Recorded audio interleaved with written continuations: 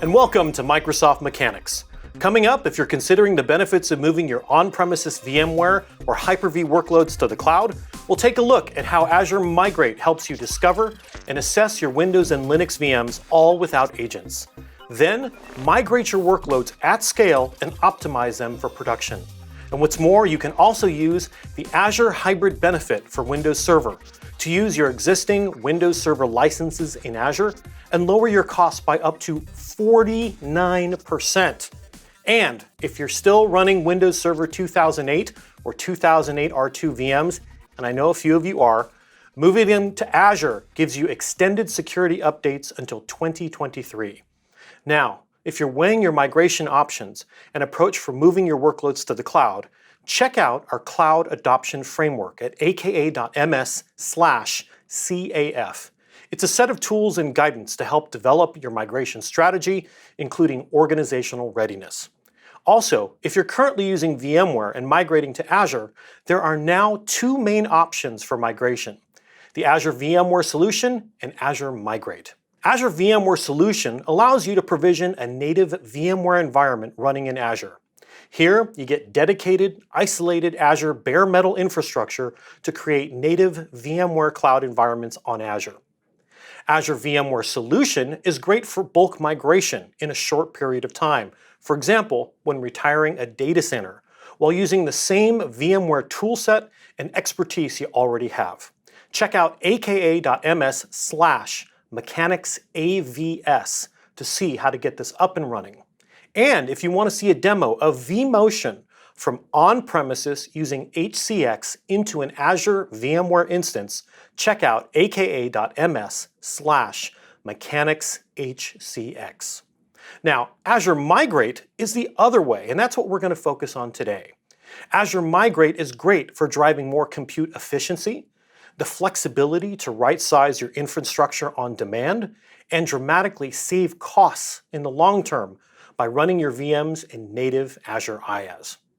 Now, if you haven't looked at Azure Migrate in a while, or the last time you did was my earlier Mechanics how-to, this is a major upgrade. We've added the migration-specific tools that were previously only in Azure Site Recovery, and now offer both Microsoft and partner tools for assessment and migration that you can track centrally from Azure Migrate. Now, for starters, we've simplified the workflow, added new partner tools, and sped up the process. And I'm excited to show you. So let's go ahead and get started. First, we'll make sure our prerequisites are in place and both environments have the right permissions needed. Then, we'll set up an Azure Migrate project, including the tools we want to use for assessment and migration. This is followed by setting up our assessment by downloading a VM appliance to discover what's running in my VMware environment. Next, we'll review Azure Migrate's assessment with dependencies and scope our target migration. Then we'll move into the migration, which starts with replicating our virtual machines from VMware into IaaS, following by testing to make sure everything works before we finally switch our virtual machines into production. Now, of course, there are some prereqs to get started, and I'm going to walk you through them. First, you'll need an Azure subscription, and there are a number of offers that you can take advantage of to get started at little to no cost. As I mentioned, you'll need to make sure that the right permissions are set up in Azure so that your virtual machine logs can be sent to the cloud and eventually replicate virtual machines into Azure Storage. You can find more guidance on how to set this up at aka.ms/VMware prereqs. That's PREREQS. Since I'm going to be using vSphere, let me first show you the VMs we want to migrate into Azure. As you can see, I have an application that consists of multiple virtual machines in 3 tiers: a web front end, an app tier, and a database tier. By the way, if you're using Windows Server Hyper-V, we of course have the tools to migrate your Hyper-V VMs as well. But in this case, we're going to walk through the VMware process. So we'll go back to the Azure portal and use Azure Migrate. I'm going to go ahead and click on Azure Migration Tools. This service gives you assessment and migration tools from both Microsoft and our migration partners that you can monitor progress across all running projects and tools. An assessment will help find on-premises VMs and application environments and assess them for migration to Azure, then replicate into Azure Storage and migrate them into production. Here, you'll see options to assess and migrate servers, databases, web apps, and virtual desktop infrastructure. In my case, I'm going to click on Assess and Migrate Servers, which will work for both Windows and Linux servers. Now, by clicking on Add Tools, it will start a wizard-based process to help you select the assessment and migration tools you want to use if this is your first time here. I'll start by choosing my subscription. Next, creating a new resource group. So let's go and give this a name, and now choose my geography. This is pretty standard stuff. Now, we're simply going to click on Next. In the Select Assessment tool, you'll see a list of our partner tools from Cloudimize, Corent Tech, Device42, and more. We have multiple great partner options in case you have partners helping you with your migration and want to choose one of these great options. In this case, I'm going to choose the Azure Migrate Server Assessment and click on Next. Now, I'm going to select the Azure Migrate Server Migration and click Next, where it will show me a summary of my selections to review. At this point, we've simply chosen our assessment and migration tools. I'm going to click on Add Tools, which adds these tools to my Azure Migrate project. If I decide I want to add an additional assessment tool, no problem. I can do that in this very next step. And you can see my deployment has exceeded, and I have my assessment tools. If I decide I want to add an additional assessment tool, no problem. I'm going to click here to add more assessment tools. In this case, I'll select Movir as an example and click Add Tool. Now back on the Azure Migrate home, I'll see the tools I just selected, and I'll click Discover in the Server Assessment. At the top, we see a radio button with options to discover using Appliance or import using CSV. I'm going to use the default Appliance option. Now, the next drop-down lets me choose between VMware vSphere and Hyper-V. Now, this information is used to choose the appropriate Azure Migrate appliance, as well as to use right-sized VMs in Azure. Since we're doing VMware, I'm choosing VMware vSphere Hypervisor. Now, I need to download an Azure Migrate appliance. The Azure Migrate appliance is a complete, pre-configured Open Virtual Appliance, or OVA, that you'll import into vSphere. Now, these are platform-specific appliances that run on your infrastructure and discover the virtual machines you specify, along with their attributes and performance metrics. Now, I've already downloaded this appliance, so let's move to the next step. Now, I need to set up the appliance in my vSphere environment. So I'll just click File, Deploy the OVF template. Now I'm going to browse to the OVA file I just downloaded, select that, and go through the normal VM deployment process. Once that's done, I'm going to log into the Azure Migrate appliance, and this is running in the ESX environment where I can set up discovery for Azure Migrate and where we'll kick off the discovery of our on-premises environment. Now keep in mind that this is a read-only inspection of your VMs and their metadata, including performance history. There are no agents installed in your VM. When you first launch the Azure Migrate Appliance tool, you'll be asked to go through a few primary steps. Step 1, set up the prerequisites. Here it's going to prompt you to accept the terms, check that you are connected to the internet, make sure that your time is in sync with the internet time server, and it checks if a current version of VMware vSphere Virtual Disk Development Kit is installed. If not, you can download it or let it verify and install automatically for you. As you can see, we've made the process very straightforward. And just like that, I'm going to go ahead and move along and hit Continue. Now, step 2 is to register with Azure Migrate. Now, we covered this topic earlier in the prerequisites, so we can view the assessment logs. As a reminder, you can see more at aka.ms/VMware prereqs. That's PREREQS. Step 3 is to specify vCenter Server. Now, under Virtual Machine Discovery, here's where you provide administrator credentials for the vCenter Server for the read-only discover of your machines. Simply enter the IP, username and password, and then validate the connection. And we're successful. Step 4 is to discover apps and dependencies. Now, discovery of apps and dependencies is an optional but recommended step. Here, you provide the administrator VM credentials for discovery of applications and for dependency analysis to ensure you have a successful migration. The credentials will be saved on the appliance and encrypted. This discovery process is done remotely and without any agents or scripts. But I want to continue, so I'm going to click Save and start discovery. Now to see performance metrics, you'll need to let the process run for up to 24 hours, but a basic assessment usually takes just a couple of minutes. So let's switch back to Azure Migrate in the Azure portal. Now I'm switching to an environment I ran earlier, get this, with over 56,000 VMs, and you can see that the information has started to flow in.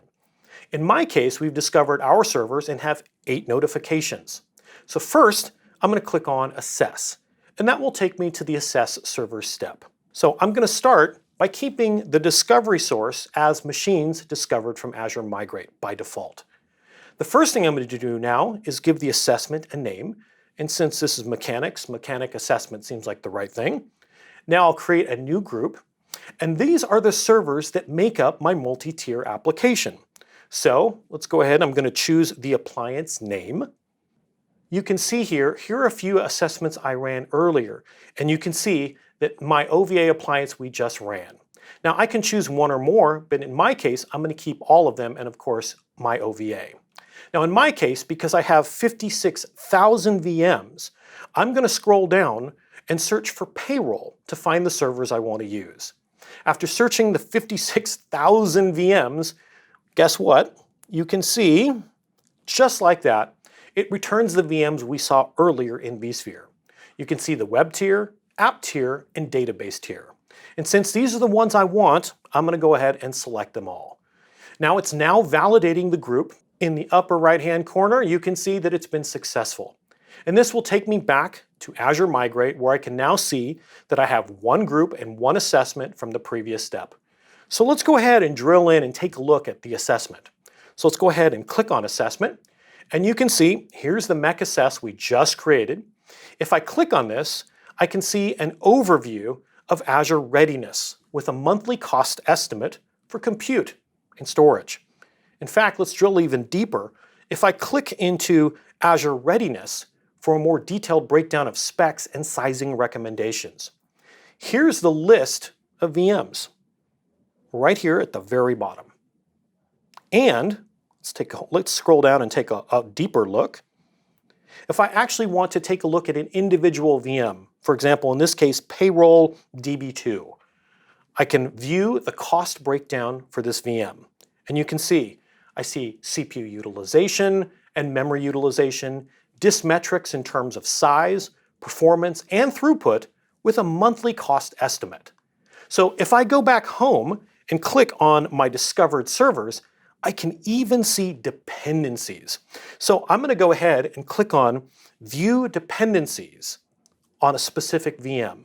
And now I get a view of dependent resources to make sure that I migrate those if needed to ensure that my app will work after the migration. Here's a Linux VM. Here's the view from the client IP, all the TCP IP traffic between my servers and their dependencies. And I can click into port 443 and see the IP addresses of each server talking to this VM as well. And of course, this also works on a Windows server.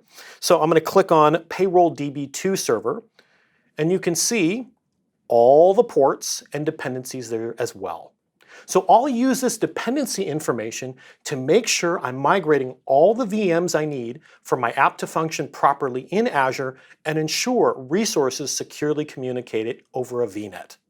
So let's go back to our assessment and let's click on Export Assessment. And here I can download a more detailed view of this assessment. And let's go ahead and open this file. And you can see it comes right up in Excel, starting with an assessment summary that includes the project name, cost estimates, and even confidence ratings.